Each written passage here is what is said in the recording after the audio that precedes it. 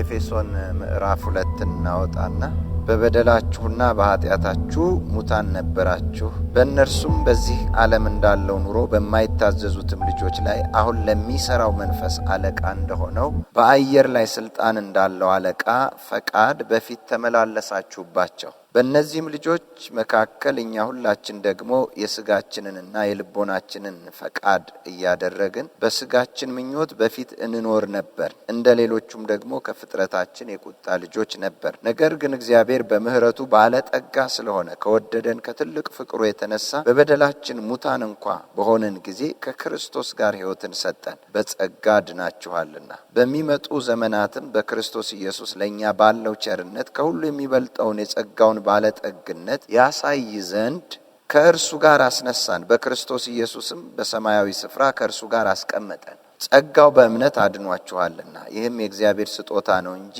ከእናንተ አይደለም፣ ማንም እንዳይመካ ከሥራ አይደለም። እኛ ፍጥረቱ ነንና እንመላለስበት ዘንድ እግዚአብሔር አስቀድሞ ያዘጋጀውን መልካሙን ሥራ ለማድረግ በክርስቶስ ኢየሱስ ተፈጠርን። ጌታ ይመስገን። እግዚአብሔር በክርስቶስ ኢየሱስ ሲፈጥረንና እዚህ ምድር ላይ ሲያስቀምጠን መልካም ሥራ እንድናደርግ ነው። እግዚአብሔር በእኛ በእያንዳንዳችን ሕይወት ሰው አይደለም፣ እግዚአብሔር ራሱ መልካም ያለው ሥራ በእኛ ውስጥ እንዲሰራ እግዚአብሔር አስቀድሞ አቅዶ ነው የፈጠረን። እንዲሁ አይደለም የተፈጠርነው፣ በዓላማ ነው የተፈጠርነው። ያም መልካም ሥራ የሚለውም ቃሉ እንደዛው ነው። እኛ ፍጥረቱ ነንና እንመላለስበት ዘንድ እግዚአብሔር አስቀድሞ በእኛ ሊሰራ ያዘጋጀውን መልካሙን ሥራ ለማድረግ በክርስቶስ ኢየሱስ ተፈጠርን ይላል። መጽሐፍ ቅዱስ ላይ ስናጠና ሁለት አይነት ሥራ አለ። የሕግ ሥራ አለ። እንደገና ደግሞ እግዚአብሔር አስቀድሞ ከፍጥረት ዓለም በፊት አስቀድሞ እኛ ልንሰራው ያዘጋጀው ሥራ ደግሞ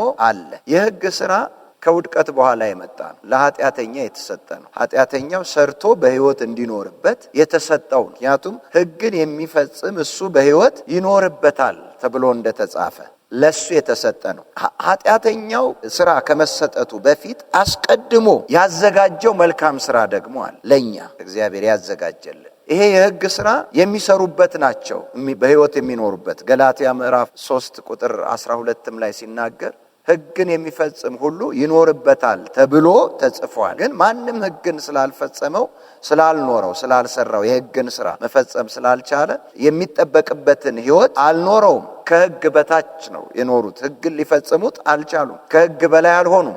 አንዱን ሕግ ፈጽመው ከሱ በላይ መሆን አልቻሉም እና መኖር አልቻሉም። ይሄኛው ሥራ ግን የተሰጠው ለዳኑ ሰዎች ነው። እኛ ፍጥረቱ ነንና እንመላለስበት ዘንድ እግዚአብሔር አስቀድሞ ያዘጋጀውን መልካሙን ሥራ አስቀድሞ ያዘጋጀውን መልካሙን ሥራ ለማድረግ በክርስቶስ ኢየሱስ ተፈጠርን። የተፈጠርነው እግዚአብሔር አስቀድሞ ያዘጋጀውን መልካሙን ሥራ በምድር ላይ ልንፈጽም ነው።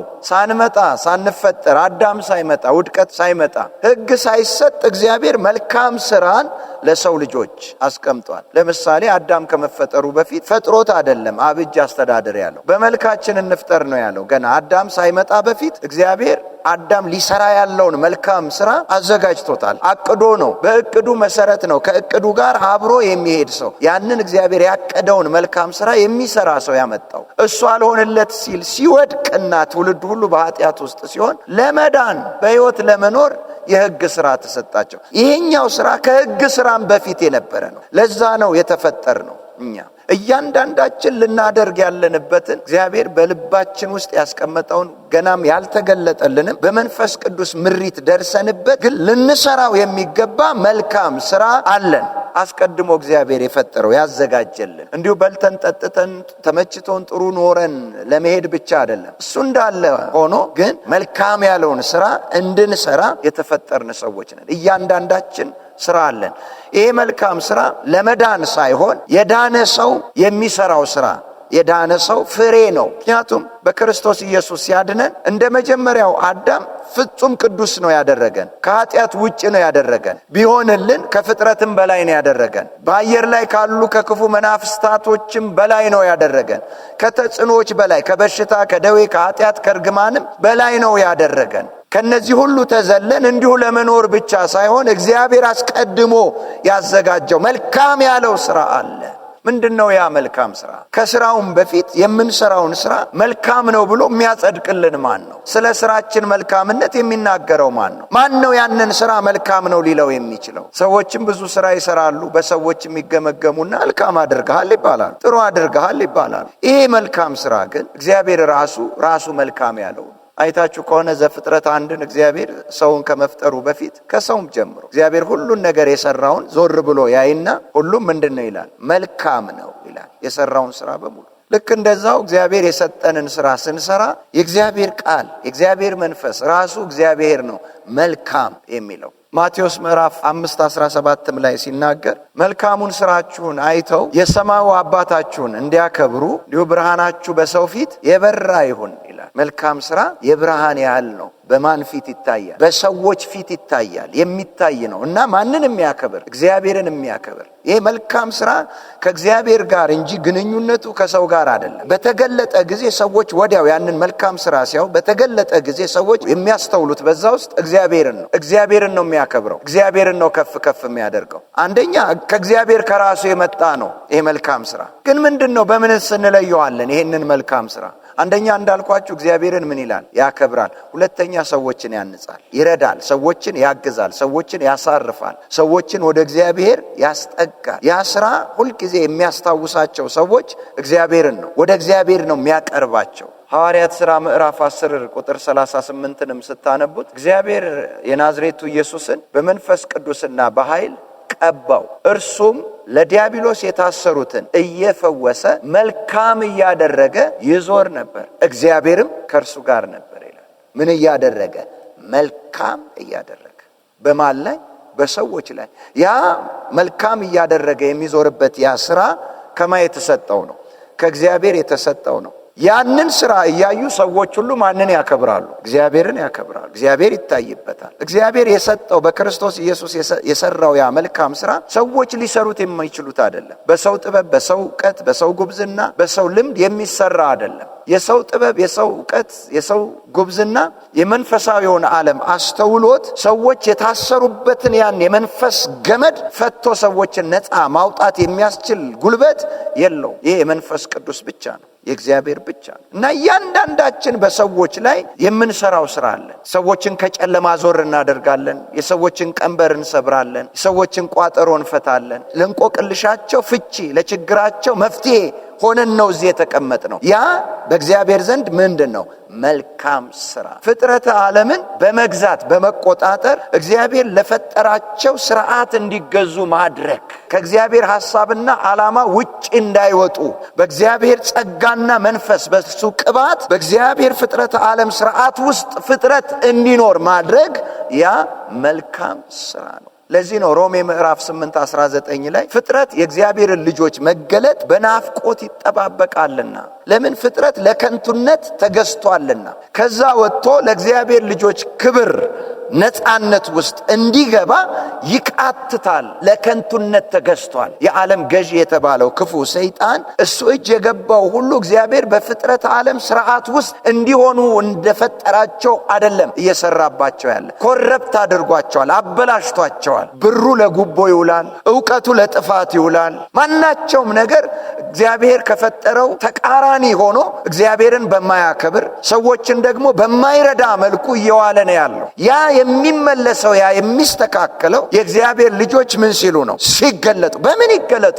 በመልካም ስራቸው። ያ መልካም ስራቸው ብርሃን ነው፣ በሰው ፊት ጨለማን ይገፋል፣ ለሰዎች ዕውቀትን ይሰጣል። እግዚአብሔር እንዲሆኑ የሚፈልገው በዚህ መልክ ነው ብሎ ያሳያል። ያንን እንድትሰሩ ነው በዚህ ምድር ላይ ምን ያላችሁ? ያስቀመጣችሁ፣ የፈጠራችሁ እግዚአብሔር። ዳግም የተፈጠርነው ለዛ ነው፣ ለመብላት ለመጠጣት አይደለም። ወድቀንም በልተናል፣ ወድቀንም ጠጥተናል። ኃጢአተኞች በሆን ጊዜም በልተናል፣ ጠጥተናል፣ ለብሰናል። በቃ ሰው ሊዝናናበት ይችላል ብሎ የሚያዝናናውን ነገር ሁሉ ሰው ተዝናንቶበታል። ለሱ አይደለም። ዛሬም ኃጢአተኛ ይበላል፣ ኃጢአተኛ ይጠጣል። ግን ሰዎችን ከጨለማው አሰራር፣ ከጨለማው ግዛት፣ ከጨለማው ስልጣን ነፃ አውጥቶ ወደ እግዚአብሔር ልጆች ክብር ልክ ማምጣት እነሱ ብቻ ሳይሆን ፍጥረተ ዓለምን ሁሉ ከተገዛበት ከከንቱ ነገር ወደ እግዚአብሔር ማምጣት። ይሄን አየር ራሱ በዲያብሎስ ተይዟል። ጉንፋኑን ቫይረሱን ይለቅበታል። በንክኪ ሰዎች ይታመማሉ። በተለያየ ነገር ተይዟል። ግን አየር እንደዚህ በሽታ አስተላላፊ ሆኖ አልተፈጠረም። ስለዚህ ይሄንን ማን ይፈውሰው? ይሄንን ማን ይቀድሰው? የእግዚአብሔር ልጆች እግዚአብሔር ባዘጋጀላቸው መልካም ሥራ ብርሃን ሲገለጡ አየሩን የያዘውን የጨለማን ሥራ ሲያፈርሱና በመንፈስ ቅዱስ ሕልውናና ሙላት አየሩን መቆጣጠር ሲቻል ያ አካባቢ ነፃ ይወጣል። እኛ ባለንበት ሰዎች የሚያርፉበት፣ ሰዎች ነፃ የሚወጡበት፣ እግዚአብሔር የሚገለጥበት፣ የዲያብሎስ ሥራ የሚፈርስበት የማይታይበትን ትልቁን የእግዚአብሔርን የማዳን ሥራ እንድንሰራ በዚህ ምድር ላይ እግዚአብሔር አስቀምጦናል። እያንዳንዱ ሰው አለበት። ግን ብዙ ሰው ዘንግቷል። የራሱ ነገር ነው የሚያሳስበው፣ የራሱ ነገር ነው የሚያስጨንቀው። ጌታ ግን እንደዛ አላለም። ምሳሌ ሆኖ ሲመጣ ደቀ መዛሙርቶቹ እንደ ሰው እንኳን አይተው ብላ ብለው ሲሉት ኖ የኔ መብል ሌላ ነው። የኔ መብል የአብን የላከኝን የአብን ፈቃድ ማድረግ ነው፣ መስራት ነው። የተላኩበት ለዛ ነው። ለመብላት አልመጣሁም። እበላለሁ፣ ይደርሳል፣ ጠጣለሁ፣ ይደርሳል። ግን የኔ ትልቁ ስራ እግዚአብሔር እኔን በዚህ ምድር ያስቀመጠበትን የተላኩበትን ስራ መስራት ነው፣ ያንን ማድረግ ነው። እና እግዚአብሔር በእያንዳንዳችን ዓላማ አለው። እግዚአብሔር ሊሰራብን ይወደደዋል። የአንዳንዶቻችሁ ምክር፣ የአንዳንዶቻችሁ ጸሎት፣ የአንዳንዳችሁ ዝማሬ፣ የአንዳንዳችሁ መስጠት፣ የአንዳንዶቻችሁ መገሰጽ፣ ይሄ ሁሉ ሰዎችን ወደ እግዚአብሔር ሐሳብ ለማምጣት የሚያቀናና በእነርሱም ላይ መልካም ሥራ ተብሎ ከእግዚአብሔር ዘንድ ምስክርነት የሚገኝበት ዓላማ በእያንዳንዳችን ላይ አለ። ግን ብዙ ሰው ዘንግቷል። በጎ ፈቃድ፣ በጎ መልካም ሥራ፣ ይህንን እግዚአብሔር ነው በእያንዳንዳችን ውስጥ ያስቀመጠ። ሰው የሚያመጣው አይደለም። ፈልገን በዚህ ምድር ላይ እንዳልተወለድን የእግዚአብሔር ፈቃድ የእግዚአብሔር ምርጫ ሆኖ በዚህ ምድር ላይ እንደመጣን እንደተወለድን እንዲሁ ደግሞ እግዚአብሔር ይህንን በጎ ሥራ በጎ ፈቃዱን በእያንዳንዳችን ውስጥ አስቀምጦታል። ፊልጵስዩስ ምዕራፍ 2 ቁጥር 13 ላይ እንደሚናገር ስለ በጎ ፈቃዱ መፈለግንም ማድረግንም በእናንተ የሚሰራ እግዚአብሔር ነውና ይላል። እግዚአብሔር ነው ያስቀመጠው፣ እግዚአብሔር ነው የተቀበልነው፣ ከእግዚአብሔር ነው። ምክንያቱም ሰው በራሱ ሐሳብ በራሱ ፍለጋ በራሱ አካሄድ የእግዚአብሔርን ደርሶበት ልክ እግዚአብሔር በሚፈልገው ልክ ሊሰራው አይችልም። ራሱ እግዚአብሔር ነው ያስቀመጠው። በእኛ ውስጥ የተቀመጠ አለ። በአንዳንድ ነገር ተያዘ እንጂ ምድራዊ ባለን ኑሮ ተሸፈነ። ኮንሸስ አይደለንም እንጂ ለዛ ውስጣችን ተቀምጧል። እግዚአብሔርን ስናስብና ከመንፈስ ቅዱስ ጋር ስንገናኝ ይገልጥልናል። መንፈስ ቅዱስ በውስጣችን ያለውን ሸክም ሆኖ ይወጣል። ያንን እስክትሰሩት እስክትናገሩት ድረስ እረፍት አይሰጣችሁም። እግዚአብሔር ያስቀመጠውን ኤርምያስ እንዳለው ዝም በል ይሉኛል አለ፣ አትናገር ይሉኛል አለ። ለነሱ ነው አትናገር ማለት ቀላል፣ ለኤርምያስ ግን አይደለም። እንዴት ዝም እላለሁ? በአጥንቴ ውስጥ እንደገባ እሳት በልቤ ሆነብኛል። እንዴት ዝም እላለሁ? እግዚአብሔር አስቀምጦበት ያንን ደርሶበታል፣ ያንን አግኝቶታል። ብዙዎቻችንም እንደዚሁ ነው፣ ግን ጊዜ አንሰጥም።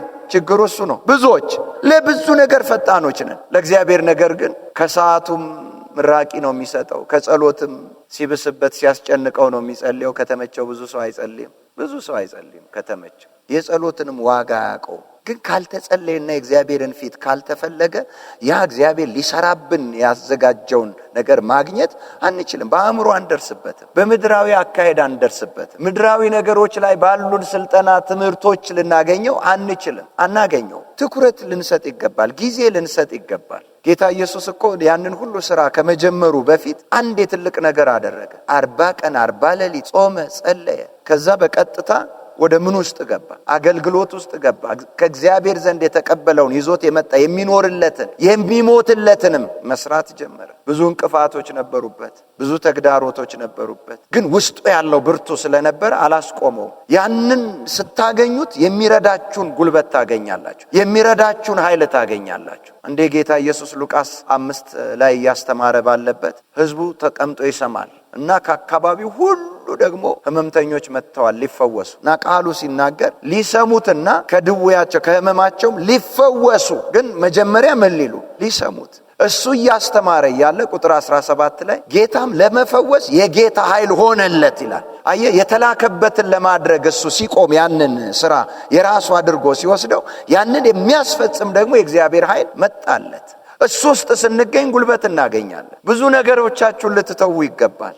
በምድር ላይ ያሉ በዓለም ላይ ያሉ ብዙ ነገሮቻችሁ ልትተዉ ይገባል። ያንን ለማግኘት ምድራዊውንና መንፈሳዊውን ነገር ጎን ለጎን ለማስኬድ አይቻልም። ምድራዊውን ነገር እየኖራችሁበት መንፈሳዊውን ነገር ደግሞ ያደረጋችሁበት እግዚአብሔርን እየገለጣችሁበት ለመሄድ ምድራዊ ነገሮቻችሁን ልክ ልታበጇቸው ይገባል። መጾም ያስፈልጋል፣ መጸለይ ያስፈልጋል፣ ማንበብ ያስፈልጋል።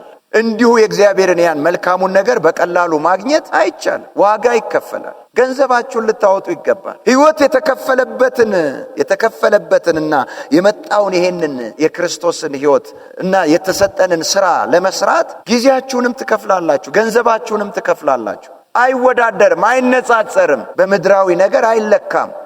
እዛ ሥራ ውስጥ ያሉትንም ደግሞ አግዙ። ቢቻል አግዙ፣ ባይቻል ደግሞ እንቅፋት አትሁኑ። አንድ ጊዜ ጴጥሮስ ራሱ ለጌታ ኢየሱስ እንቅፋት ሆነበት። እሱን ሊያድን እሱን ሊያተርፍ ግን ያንን ሥራ ለመስራት ነው የመጣው፣ ያን ለመሆን ነው የመጣው። ጌታ ኢየሱስ ወደ ራሱ አስጠግቶ ይሄ አይድርስብህ እያለ ሊገስጸው ፈለገ ይላል። አንተ የሰውን እንጂ እግዚአብሔርን አታስብም ማለት። ብዙ ጊዜ ሰውኛ ብቻ ማሰብ ለመንፈሳዊው ነገር ምን ይሆናል? እንቅፋት ነው የሚሆነው። ምንም ሪስፔክት አልሰጠውም ጌታ ኢየሱስ ለጴጥሮስ አላከበረውም። አንተ ሰይጣን ነው ያለው። ዞር በል ከኋላዬ፣ ወደ ኋላ ሄድ፣ አንተ የሰውን እንጂ የእግዚአብሔርን አታስብምና እንቅፋት ሆነህብኛል አለው። ብዙ ጊዜ ከእግዚአብሔር ሐሳብና ፈቃድ መውጣት ሳይፈልጉ ሰዎች እንቅፋት ለመሆን እኮ የሚፈልግ የለም። ለዛኛው ኮንሸስ አለመሆንና ለመንፈሳዊው ነገር ኮንሸስ አለመሆንና በምድራዊው ነገር መወረስ ግን ለመንፈሳዊው ነገር ምን ያደርጋል? እንቅፋት ያደርጋል። ብዙ ጊዜ ልንጸልይ ይገባል። ብዙ ጊዜ ልናስብ ይገባል። ብዙ ጊዜ ልናሰላስል ይገባል። አሁን እኮ የአንዳንዶቻችንም እድሜ እኮ ሄዷል። ከግማሽ በላይ ሄደናል። ምን ያህል ሰራን ግን? ሰርተንበታል ወይ? የተሰጠንን ጊዜ ሰራንበት ወይ? መልካሙን የእግዚአብሔርን ሥራ ሰራንበት ወይ? አደረግንበት ወይ? አግኝተነዋል ወይ? እግዚአብሔር ደግሞ ናችሁ የሚለን እኛ ልንሰራው ካቀደልን ነገር ጋር ተገናኝተን ያንን እየሰራን ስንኖር ነው ራሳችሁን ኖራችሁ የሚለን። ያለበለዚያ የዓለምን ነው የምንሰራው፣ የሥጋን ነው የምንሰራው። ዝም ብሎ መሻታችንን ነው ፍላጎታችንን ነው የምናደርገው። ግን እግዚአብሔር ዛሬም ይጠብቀናል። በእኛ ሊያደርግ የፈቀደው መልካም ሥራ አለ፣ ይጠብቀናል። አንደኛው እግዚአብሔርን ምን የሚል ነው? ያ መልካም ሥራ የሚያከብር። ሁለተኛ ሰዎችን ምን የሚል? የሚጠቅም የሚያንጽ ነው። ጌታ እኮ ሲሪየስ ነው በዚህ ነገር። አልቀበል ሲሉት እንኳን ሲሄዱ ምንም አልመሰለውም። ዞር አለና እንደውም ወደ ጴጥሮስ እናንተስ መሄድ ትፈልጋላችሁ አላቸው። ወደ ማን እንሄዳለን አወቁ። ሌሎች ግን ሄደዋል። እንዲሁም ደግሞ አንድ ስፍራ ጌታ አንድ ነገር አስተማረና እንዴ መምህር ሕዝቡ እኮ ተሰናከለ ሲሉ አብ ያልተከለው ተክል ሁሉ ይነቀላል አላቸው። እንዲህ ሲመቸው የሚያደርገው ሳይመቸው የሚተው እንዲሁ አለ አይደል? እግረ መንገድ አድርጎ የያዘው ነገር የለውም። ለሱ ሕይወትም ሞትም ያ እግዚአብሔር ሥራ ሊሰራበት የመጣው ማትረፊያም አልነበረም። ዓላማውን አይስትም። አንድ እግዚአብሔርን ማክበር፣ ሁለት ሰዎችን ማነጽ። አንዳንድ ጊዜ እንስታለን። ሰዎች የእግዚአብሔር መልካሙ ሥራ ከተገለጠላቸው በኋላ ማትረፊያ ነው የሚያደርጉት። እንደሱም ልናደርገው አይገባም። ቆላስይስ ምዕራፍ 1:10-11 በበጎ ሥራ ሁሉ ፍሬ እያፈራችሁ በእግዚአብሔርም ዕውቀት እያደጋችሁ ይላል። በዚህ በተሰጠን መልካም ሥራ ፍሬ ልናፈራበት ይገባል። ፍሬ ሊታይበት ይገባል። መልካም ዛፍ ክፉ ፍሬ ማፍራት ወይም ክፉ ዛፍ መልካም ፍሬ ማፍራት አይቻለውም። መልካም ፍሬ የማያደርግ ዛፍ ሁሉ ይቆረጣል፣ ወደ እሳትም ይጣላል። መልካም ፍሬ የማያደርግ ዛፍ ሁሉ ይቆረጣል፣ ወደ እሳትም ይጣላል። ስለዚህም ከፍሬያቸው ታውቋቸዋላችሁ። በሰማያት ያለውን የአባቴን ፈቃድ የሚያደርግ እንጂ ጌታ ሆይ ጌታ ሆይ የሚለኝ ሁሉ መንግሥተ ሰማያት የሚገባ አይደለም። በዚያን ቀን ብዙዎች ጌታ ሆይ ጌታ ሆይ በስምህ ትንቢት አልተናገርንምን? በስምህ አጋንንት አላወጣንምን? በስምህ ብዙ ታምራት አላደረግንም ይሉኛል። የዚያን ጊዜ ከቶ አላውቃችሁም እናንተ አመፀኞች ከኔ ራቁ ብዬ መሰክርባቸዋለሁ። በሰማያት ያለውን የአባቴን ፈቃድ የሚያደርግ እንጂ ጌታ ሆይ ጌታ ሆይ የሚለኝ ሁሉ በሰማይ ያለውን የአባቴን ፈቃድ የተገለጠውን የአባቴን ፈቃድ የሚያደርግ። ምንም ነገር በሕይወታችን ቢመጣ በተገለጠው በእግዚአብሔር ፈቃድ ልንለውጠው አይገባም። ሁሉን ግን በእግዚአብሔር ፈቃድ እንለውጣለን። ስለ እግዚአብሔር ፈቃድ ሁሉን እንተዋለን። የእግዚአብሔርን ፈቃድ ግን ስለምንም ነገር ልንተላለፍ አይገባም። እግዚአብሔርን ስለማያከብረው፣ ሰውንም ስለማያንጸው አርቲፊሻል ነው የሚሆነው። መልክ ሊኖረው ይችላል። የእግዚአብሔርም ቃል እንደሚለው የሃይማኖት መልክ አላቸው፣ ኃይሉን ግን ክደዋል ይላል። በአንደበታቸው ጌታ ሆይ ጌታ ሆይ ይሉኛል፣ ልባቸው ግን ከኔ የራቀ ነው አላቸው። የሆነ አለ አርቲፊሻል የሆነ ነገር። መዳብን ወርቅ ቀለም ወርቅ ቅብ ብታደርጉት ወርቅ ይሆናል እንዴ? በወርቅ ልክ ይጠራል? በወርቅ ልክ ይመዘናል? የወርቅ ዋጋ ይኖረዋል? አይኖረውም። ስለተቀባ መዳብነቱን አይቀይርም። ከላይ ነው እና ወርቅ አይደለም። ምን ይባላል? መዳብ ነው። ግን ይመስላል። እሳት ውስጥ ይግባ እስቲ ወርቅ ሆኖ መውጣት ይችላል? እንደ ውጪው ሊሆን ይችላል? አይችልም። ለዚህ የተገለጠውን የእግዚአብሔርን ነገር እንዲህ ስጋዊ ነገር የኛን ፍላጎት የሌላውን ነገር መቀባባት አያስፈልግም። ራሱን እንዳለ አንዳንዴ ስጋዊና መንፈሳዊ ነገር ሲደባለቅ እኮ ያስታውቃል። ስጋም ይሸታል እኮ ስጋዊ አንጽም። ነቀፌታውም ትችቱም ይበዛበታል። የእግዚአብሔርንም ሕልውና አታዩበትም። እግዚአብሔራዊ የሆነ ፍሬ፣ መንፈስ ቅዱሳዊ የሆነ ፍሬ፣ የእግዚአብሔር ቃል አይነት የሆነ ፍሬ አታዩበትም። ግን እያንዳንዱ ሰው ሊያደርገው የሚገባ እግዚአብሔር ሲፈጥረው ያዘጋጀለት መልካም ስራ አለው። እግዚአብሔር ምን ያለው? መልካም ያለው። የጸሎትም እኮ አይነት አለው እኮ። ስንጸልይም ራሱ መልካም የሚለው መልካም የማይለው ጸሎት አለው። ሉቃስ 18 ላይ ስታነቡ እነዛ ሁለት ሰዎች በእግዚአብሔር ፊት ለጸሎት ቆሙ ይላል። አንዱም እንደዛ አንዱም እንደዚህ ጸለየ ይላል። የሁለቱም ተቀባይነት አላገኘም። ሌሊት ግን ደግሞ ሰለሞን ጋር መጣና እግዚአብሔር ተደሰተበት ይላል። ሰለሞን ምን ስለጸለየ? አንድ እግዚአብሔርን የሚያከብር ነው። ሁለተኛ ህዝቡን ምን የሚል የሚያንጽ ነው። ይሄ ህዝብ ሊቆጠር የማይችል ከባህር አሸዋ የሰፋ ህዝብ ነው። ይሄንን ህዝብ ማን ነው ማስወጣት ማስገባት በራሱ ብድግ ብሎ የሚችለው? ስለዚህ አስተዋይ ልቦና ስጠኝ አለው። ያ ደግሞ የማን ሐሳብ ነበር? የእግዚአብሔር ሐሳብ ነበር። ያ ሲገለጥ ማንን ነው የሚያከብረው? እግዚአብሔርን ነው የሚያከብረው። ማንን ያንጻል? ሰዎችን ያንጻል። ብርሃን ነው በሰው ፊት ሲገለጥ። እስቲ እንጠይቅ። ለምንድነው የተፈጠርኩት? ለምንድነው ያለሁት? ምንድነው የኔ ስራ? ምንድነው የኔ ድርሻ? እግዚአብሔርን ጠይቁ። ምንድነው ስፔሲፊክ አድርጎ እግዚአብሔር በእኔ ሊሰራ የወደደው ነው? ማንም እንዲሁ የተቀመጠ የለም። ያለ ስራ ያለ መልካም ስራ እግዚአብሔር እዚህ ምድር ላይ ያስቀመጠው ሰው የለም። በተለይ የዳነ ሰው ደህንነቱን የሚያስረዳ የደህንነቱ ፍሬ መልካም ስራው ነው። ምንድነው ቆይ እግዚአብሔር በእኔ ላይ ሊሰራ የፈቀደው? ምን ሳደርግ ኖሬ እንዲሄድ ይፈልጋል? ዘመኔ በምን ላይ እንዲያልቅ ይፈልጋል? አንዳንድ ጊዜ ሰዎችም አገልግሎትን ያስቡና ኑሮ ተግዳሮት ይሆንባቸዋል እና ሰባኪ መሆን አይፈልጉም። አግኝተውትም ግን ዋጋ ያስከፍላል። እግዚአብሔር ደግሞ ባዘጋጃችሁ ላይ ስትሆኑ ኃላፊነቱን የሚወስድ እግዚአብሔር። እርካታ የላቸውም። አንዳንድ ሰዎች ከአገልግሎትም ወጥተው አንዳንድ ስራ ይሰራሉ፣ ግን እርካታ የላቸውም። የነፍስ ይሄ የውስጥ እርካታ የላቸውም። ይበላሉ እኮ ይጠጣሉ እኮ ጥሩ ኑሮ እኮ ሊኖሩ ይችላሉ፣ ግን የውስጥ እርካታ እረፍት የላቸውም። ያ መሆን የሚችለው የእግዚአብሔርን ስራ ሲሰሩ ነው። እግዚአብሔር የሰጣቸውን አስቀድሞ በጠዋት እጃቸው ያስገባ። ኤርምያስ ምንድነው ያለው? ገና ሳትወለድ በእናትህ ማህፀን ሳለ ምን አልኩ ይላል? መርጬ ያለው ሾምኩህ እኮ ነው የሚለው። እያንዳንዱ ሰው እግዚአብሔር ገና ሳይወለድ የሾመው ስራ አለው። ሁሉም የመድረክ ላይሆን ይችላል፣ ሁሉም ዘማሪ ላይሆን ይችላል፣ ሁሉም እጅ ጫኝ ላይሆን ይችላል፣ ግን ስፔሲፊክ እግዚአብሔር የተሰጠው አለ። ንግድ ቢሆን ለአንዳንዱ እግዚአብሔር የሰጠው እንደማንም ሊነግድ አይገባም። እንደ እግዚአብሔር ፈቃድ ነጋዴዎች የሚገቡበት ሁሉ ውስጥ ሊገባ አይገባም። በዛ ማን ይከብራል? እግዚአብሔር ይከብራል። ሌላው ምን ይላል? ታነጻል አለ። እያንዳንዱን ሰው እግዚአብሔር የሰጠው ስራ አለ። ያንን ማግኘትና በዛ መገለጥ መቻል አለብን። ለሱ ምንድነው? ያ መልካም ነው። እግዚአብሔር የሰጠኝን ስራ አገኛለሁ በሉ። ቆላስያስ 1:10-11 ያለውን ስናነበው በበጎ ስራ ሁሉ ፍሬ እያፈራችሁ በእግዚአብሔርም ዕውቀት እያደጋችሁ፣ እግዚአብሔር በሚሰጣችሁ ዕውቀት በእግዚአብሔራዊ ዕውቀት እያደጋችሁ፣ በምድሩ ብቻ አይደለም። ዋጋ ከፍለን አልተማርንም እንዴ? ለምድራዊ ዕውቀት ግን ምን አስበን ነው? ማንን ለማነጽ ብለን የተማርነው? ለራሳችን ኑሮ ነው። እግዚአብሔርን ላክብረው ብለን ነው? ለራሳችን ኑሮ ነው። እንዲሁ አሁንም የእግዚአብሔርን ዕውቀት ለማግኘት በዛ ለማደግ ዋጋ መክፈል ያስፈልጋል። ክፈሉ ዋጋ። ብዙም እኮ የእግዚአብሔርን ነገር ልጆቻችን ላይ እንዲገባ አንሰራም እኮ። አሁንም ምድራዊውን ነገር ብቻ የምንደሰትባቸውም ምድራዊውን ነገር ላይ ከተስተካከሉ ነው። መንፈሳዊ ነገር ላይ ግድ የለንም። በአብዛኞቻችን ግድ የለንም። ጥሩ ጸለዩ ብለን አንደሰትም። ጥሩ ውጤት አመጡ ብለን እንደሰታለን። ጥሩ ውጤት አላመጡም ብለን እናዝናለን። አልጸለዩም ብለን አናዝንም። አላነበቡም መጽሐፍ ቅዱስ ብለን አናዝንም። በሕይወታቸው ነው የምንቀልደው። ከልቤ ነው የምላችሁ። ባላንሱን አልጠበቀም። እንዲህ ከእግዚአብሔር እውነት አርቀን አሳድገን እንዴት ነው የእግዚአብሔርን ያንን መልካም ስራ አግኝተው በሱ ሊኖሩ የሚችሉት? አራቅናቸው እኮ፣ አቀለልንባቸው እኮ። ለራሳችን ያወቀን እየመሰልን እነሱን ሊሄዱበት ካለ ጎዳና እያወጣናቸው ነው። የመጀመሪያው ነገር ምንድነው? መንፈሳዊ ነገር፣ እግዚአብሔር ልንሰራው ያዘጋጀልንን ነገር ማግኘት፣ እሱን ከምድራዊ ነገር ውጪ ማድረግ።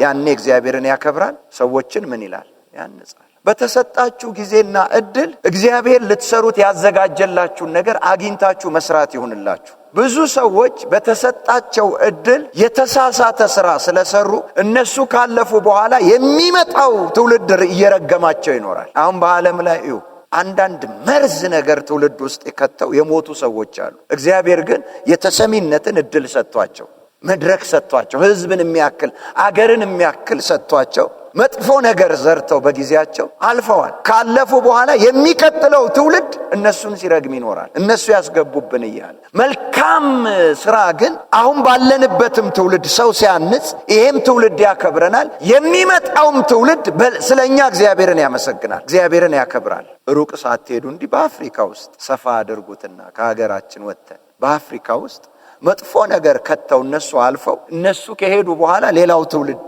እነሱ ያመጡብን እያለ የሚረግማቸው አላነጹም። አያችሁ፣ መልካም ትውልድ ሶስተኛው ተሻጋሪ ትውልድ፣ ይቀጣይ ትውልድ ያርፍበታል፣ አይጎዳበትም። ይሄ ማነጽ የሚለው ነገር በህይወት እስካለን ብቻ ሳይሆን ስራችን በቀጣይነት ሰዎችን ምን እያለ ይሄዳል? ያንጽ አይቀይርማ። እግዚአብሔራዊ ነው፣ ከእግዚአብሔር ነው የመጣው። ትውልድ እየተቀባበለው ይታነጽበታል። ትውልድ እየተቀባበለው በታነጸበት ልክ ትውልድ ሁሉ እየተቀባበለ ማንን ያከብራል? እግዚአብሔርን ያከብራል። እያንዳንዷ ቀን እድል ነች። እያንዳንዷ ሰዓት እድል ነች። እያንዳንዷ ደቂቃ እድል ነች። እያንዳንዷ ሰከንድ እድል ነች። በሰከንድ ውስጥ የምትገጥም ነገር ምን ያህል መልካምም መጥፎ እንደሆነች በሰከንድ ውስጥ ለማወቅ እስቲ የጋለ ብረት ወይም ምጣድ ወይም ድስት ለሰከንድ ንኩት። በሰከንድ ውስጥ በአንድ ሰከንድ ውስጥ ምንድነው የሚያደርጋችሁ? እና የዛች ሰከንድ ንክኪ ሰውነታችሁን ሁሉ ምን ያደርገዋል? እድል ነች ሰከንድ፣ እድል ነች ደቂቃ፣ እድል ነች ሰዓት፣ እድል ነው ቀን፣ እድል ነው የሰጠን እግዚአብሔር። እና በዛ በተሰጠን መልካሙን ስራ ልንሰራ ይገባል፣ ይጠብቃል እግዚአብሔር። እያንዳንዳችን ከእግዚአብሔር የታቀደልንን እግዚአብሔር አድርጉ ብሎ አስቀድሞ ያዘጋጀልንን እንድንሰራ ይፈልጋል። እሱኑ ላንብብላችሁ። ኤፌሶን ምዕራፍ 2 ቁጥር 10 እኛ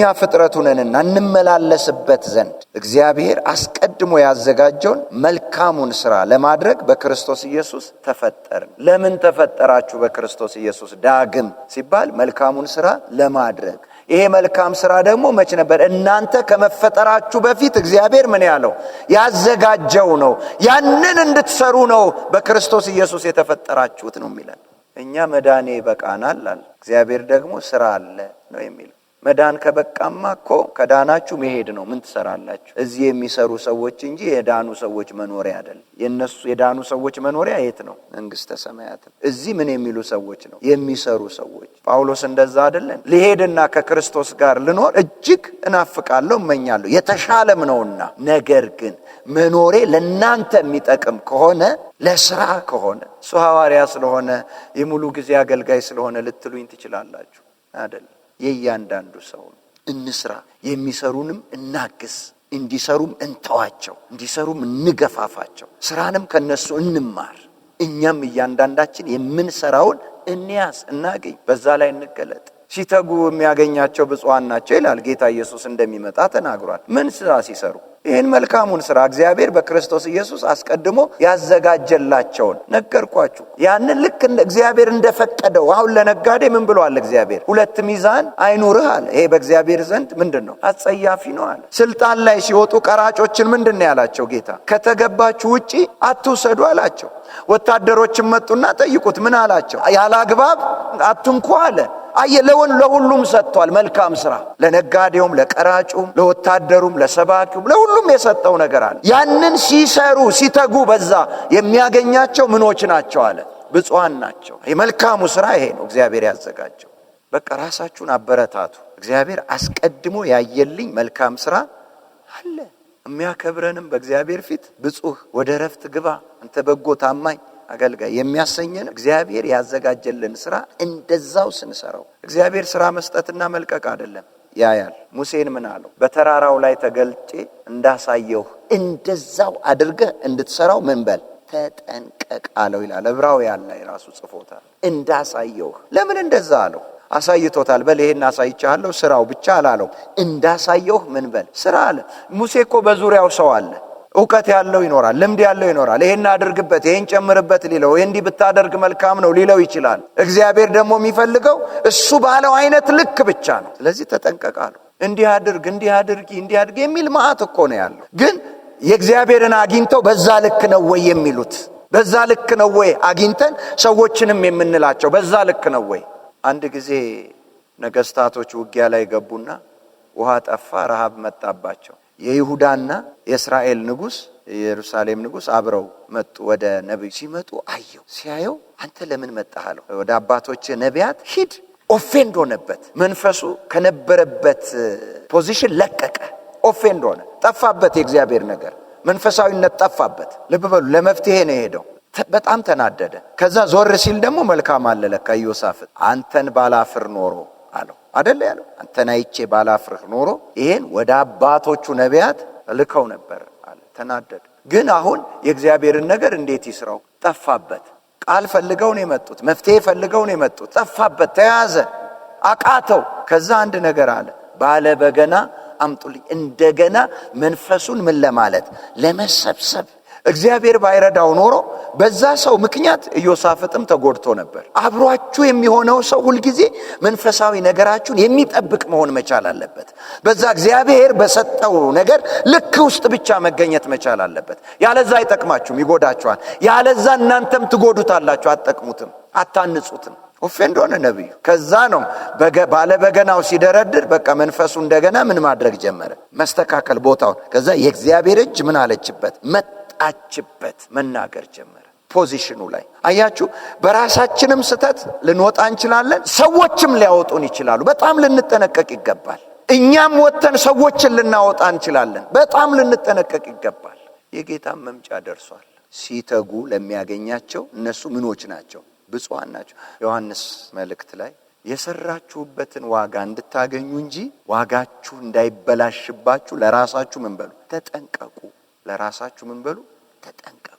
በጥንቃቄ ነው መሰራት ያለበት። ያ እግዚአብሔር ልንሰራው የሰጠንን ስራ፣ መልካሙን ስራ ስናገኝ ልንጠነቀቅ፣ ከራሳችን ልንጠነቀቅ፣ ከሰዎች ልንጠነቀቅ፣ ከሁኔታ ልንጠነቀቅ፣ ከሲስተም ልንጠነቀቅ፣ ከክፉ መናፍስቶች ልንጠነቀቅ ይገባል። እንዲሁም ይሰራ አይደለም። ቆላስያስ ምዕራፍ 4 ቁጥር 17 ላይ ጳውሎስ ለአግሪጳ እንዲበሉልኝ አለ፣ ከጌታ የተቀበልከውን ስራ ለመፈጸም ተጠንቀቅ፣ አገልግሎት እንድትፈጽመው ተጠንቀቅ። ከጌታ የተቀበልከውን አገልግሎት እንድትፈጽመው ተጠንቀቅ ብላችሁ ንገሩልኝ። አንደኛ አገልግሎት፣ ይሄ የተቀበልነው ስራ አገልግሎታችን ነው፣ መፈጸም አለበት። ሁለተኛ በምን? በጥንቃቄ። የጀመሩ እኮ የሚያቋርጡ አሉ፣ የጀመሩ የሚተዉ አሉ እኮ። እስከ መጨረሻው ግን እዛች ላይ መቆም ያስፈልጋል። ጌታ ኢየሱስ እንዳለው ምን አለ? ህዝቡ ተበተኑ፣ ደቀ መዛሙርቶቹ ብቻ ቀሩ። እንደገና ደግሞ ሊገድሉት መጡ። ደቀ መዛሙርቶቹንም እንዲህ አላቸው፣ እናንተ ሁላችሁ ትታችሁኝ ትሄዳላችሁ።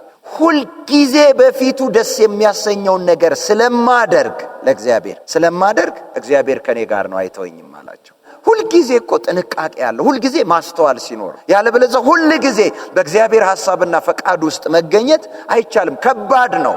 የእግዚአብሔርን ኃይል ለማግኘት፣ የእግዚአብሔርን ቃል ለማግኘት፣ እግዚአብሔር አስቀድሞ ያዘጋጀልንን ያን መልካሙን ስራ አግኝተን ለመስራት ሁልጊዜ መጸለይ ያለብን፣ ሁልጊዜ ማንበብ አለብን። ሁልጊዜ ለብቻችን ጊዜ መውሰድ፣ አእምሯችን በሌላ ነገር ሳይሞላ ሳይበረዝ በመንፈስ ብቻ እየተቃኘ በመንፈሳችን ወደ መንፈስ ቅዱስ ገብተን እሱ ውስጥ ልናገኝ፣ ነፃ ልናደርገው ይገባል መንፈሳችንን ከዚህ ዓለም ሁኔታ። ዳዊት የጸለየውን ጸሎት ልንጸልይ ይገባል። ጌታ ሆይ ነፍሴን ከእስር ቤት አውጣት አለ። ዳዊት ታስሯል። ምን ማለቱ ነው ታዲያ? አካባቢ ውስጥ በቃ በአካባቢ በሁኔታ ተጽዕኖ ውስጥ ነው ያለሁት። በቃ ተይዣለሁ እኮ ምኖረው ልክ እንደ አካባቢው ነው። አካባቢውን መስዬ ነው ታስሬያለሁ። እዛ ውስጥ ነው ያለሁት። ያንተን ፈቃድ መኖር አልቻልኩም። እባክህ ከዚህ ቢያቅተው እንኳን ተስማምቶ አልኖረም። ጸለየ። ከዚህ ምን በለኝ ብሎ አውጣኝ አለ። ከእስር ቤት አውጣኝ። ይሄ ለኔ እስር ቤት ነው። እስር ቤት የገባ ሰው እኮ ነፃ አይደለም ማለት የፈለገውን ያን መንፈሳዊውን ነገር መኖር አይችልም። ከእግዚአብሔር ያገኘ የተቀበለውን መልካም ስራ ማድረግ አይችልም። በሁኔታ የተከበበ በዙሪያው ባሉት የተያዘ ነው እና ባከና ነፍሴን ከእስር ቤት አውጣት። ዛሬ እንደዛ ያደርግላችሁ። ከተያዛችሁበት እግዚአብሔር ያላቃችሁ፣ ከራሳችሁ ይፍታችሁ፣ ከሁኔታ ይፍታችሁ፣ ከሰዎች ይፍታችሁ። ያለለዛ የምልክት የግርግር ሰዎች ነው ምን ሆነው። አንድ ወቅት ኤልያስም ማስተዋል አቃተው። እግዚአብሔር የመጣ መሰለው አይደል? እሳት ሆነ ሲል ነጎድጓድ ሲሆን እግዚአብሔር በዚያ አለ አለ። አሁንም ታላቅ ነፋስ ሲያልፍ እግዚአብሔር ግን የለም። እንዲሁ እኮ ነው፣ በትርምስ ነው ሰው። እግዚአብሔር ግን ከዛ ምን ሆነ ይላል? ዝምታ ጸጥታ ሆነ ይላል። እግዚአብሔር ግን በዛ ውስጥ ነበረ። አያችሁ፣ የለመድነው ነገር ያለፍንበት ነገር ብዙዎች የሚስማሙበት ነገር አይያዘን አይውረሰን። እግዚአብሔርን በዛ ውስጥ አንየው። እግዚአብሔርን በራሱ አካሄድ በራሱ አገላለጥ አሜን። እንደ ሙሴ ከሙሴ እንድንማር መንገዱን ለሙሴ የሚገለጥበትን የሚያደርግበትን ራሱን የሚያሳይበትን መንገዱን ለሙሴ አደራረጉን ደግሞ ለእስራኤል እኛ ፍጥረቱ ነንና እንመላለስበት ዘንድ እግዚአብሔር አስቀድሞ ያዘጋጀውን መልካሙን ሥራ ለማድረግ በክርስቶስ ኢየሱስ ምን አለ ይላል? ተፈጠረ። እያንዳንዳችን ያንን ለማግኘት መጣር አለብን። ስናገኘው ደግሞ ዋጋ መክፈል አለብን። እዛው ላይ ለመቆየት ያንን ለመስራት ለእያንዳንዱ የተሰጠው አለ። ጌታ እኮ ይመጣል፣ ሰጥቶ የሚተው አይደለም። ይጠይቅ የለ መጣ አይደል? እንደ አንድ ቀን ጌታ ኢየሱስ እንደተናገረው ለአንዱ 2 እንዳቅሙ፣ ለአንዱ 5 እንዳቅሙ፣ ለአንዱ 1 እንዳቅሙ ሰጠ። አንዱንም ይሄን መስራት ትችላለህ ብሎ 2 ማድረግ ትችላለህ አይቶ ነው። ለ2 የሰጠውም ይሄንን 4 ማድረግ ትችላለህ ብሎ ነው። 5 የሰጠውም ይሄንን 10 ማድረግ ትችላለህ ብሎ ነው። ከ10ሩ ጀመረ፣ 2ቱም ጋር መጣ። ያኛው ባለ 5ቱም 10 አድርጓል፣ ጎበዝ ተባለ። ባለ 2ቱም 4 አድርጓል፣ ጎበዝ ተባለ። ባለ አንዱ ግን ቀበራት። ለምንድን ነው ለነዛ ለሚሰሩት ያልሰጠው? አንተ መስራት ባትችላለህ ማለት ምን ማለት ነው? እግዚአብሔር ያደራ ቃል ሰጠንም እንዲሁ ዝም ብለን የሚሰራበት የምንሰራበት የምናተርፍበት። እንደ አደራማ ከሆነ እኮ ቆፍሮ ያስቀመጠው ትክክል ነው አይደል? እንደነበረች ያደራ ቃ እንደሱ ነው። አትቀንሱበት አትጨምሩበትም። ጌታ ግን ሲሰጥ ምን አድርጉ ነው? ፍሬ አፍሩበት ነው። ሌላውን አንጹበት ነው። ለእግዚአብሔር ክብር አምጡበት ነው። እግዚአብሔር ይታይበት ይገለጥበት ነው። እና በሰጠን ነገር እግዚአብሔር ይጠይቀናል። ለአግሪጳም አለኮ ከክርስቶስ የተቀበልከውን ስራ አገልግሎት እንድትፈጽም ምን በልልኝ? ተጠንቀቅ በልልኝ። ለምን ይመጣል? ለመጠየቅ። አገልግሎት እንዲሁ የሚሰጣችሁ ይመስላችኋል? እንዲሁ እኮ አልተሰጠንም። እንዲሁ እንደ ሰው የሰጠኝ ቢሆን ኖሮ እኔ ያልተመቸኝ ጊዜ ተወው ነበር። ብዙ ያልተመቸኝ ጊዜ ነበሩ። የፈተና ጊዜ በጣም ያልተመቸኝ ተዋቸው ነበር። ለምን? ከሰው ስለተቀበልኩ ከእግዚአብሔር ስለተቀበልኩት እግዚአብሔርም ስለሚጠይቀኝ ልተወው አልችልም። ደግሞ ስለሚያይሱ ቁጭ አድርጌ እንዲሄድ የሚያደርጉኝ በየጊዜው የሆኑ ነገሮች ነበሩ። ሲተጉ ለሚያገኛቸው ብፁዓን ናቸው ነው የሚለው። ተመችቷቸው ደልቷቸው ዋጋ እየከፈሉ። ዮሐንስን እንደዚህ አለ ጌታ ሲመሰክር ስለ ዮሐንስ እንደሚያበራ መብራት ነው ሆኖ የመጣው አላቸው። እንደሚነድ እሳት ነው ሆኖ የመጣው አላቸው። እናንተ በእሳቱ ምን አላችሁ? ተደሰታችሁ አለ። እንደሱ ግን መንደድ አትፈልጉ። እየሰማችሁ ነው። በእሳቱ ግን ምን አላችሁ? ተደሰታችሁ። ሞቅ ብሏችኋል እኮ ቅዝቃዜ የለባችሁም። እግዚአብሔርን ነገር እያገኛችሁ ነው። ሞቅ ብሏችኋል፣ ደስ አለ። እንደሱ ግን መንደድ እናንተ እኮ የምትሞቁበት እሱ እየነደደ ማለት ዋጋ መክፈል አትፈልጉም። ምቾት እንጂ ዋጋ መክፈል አትፈልጉም አላቸው። የሚያከብረው ደግሞ ምቾት ሳይሆን ምንድነው? ዋጋ መክፈል የሚቆጠረው ስለማ ስለ እግዚአብሔር ስትል እሱ እንደበለጠብህ የምታሳየው ምን ስትከፍል ነው? ዋጋ ስትከፍል። እግዚአብሔር እንደበለጠብህ የምታሳየው ምንም ሆኖ ምንም ይመቻችሁ አይመቻችሁ እግዚአብሔር የሰጣችሁን ስራ ያንን ይዛችሁ ከልባችሁ አድርጉት፣ በትጋት አድርጉት። ግራና ቀኝ አትመልከቱ፣ እግዚአብሔርን ብቻ እዩ።